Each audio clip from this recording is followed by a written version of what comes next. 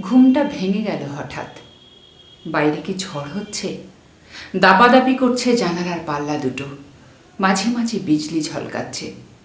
ফের শুয়ে পড়তে গিয়ে সেই বিদ্যুতের ছটফটে আলোয় মনে হলো ঘরের মধ্যে যেন হামা দিচ্ছে কেউ। কে ওখানে? কে? হামা কোনো শব্দই করে না। উঠে আসি কাছে, আবারও জিজ্ঞাসা করি, কে আপনি? কি চান? সে তবু নিশ্চুপ থেকে কোণে ও কোণে ঘুরছে, মাথা তুলছে না কিছুতেই, চোখে চোখ নয়। কিছু কি খুঁজছেন আপনি? খুঁজছি ঠিকই, খুঁজতে তো হবেই, পেলেই বেরিয়ে যাব নিজে নিজে হেঁটে। কি খুঁজছেন?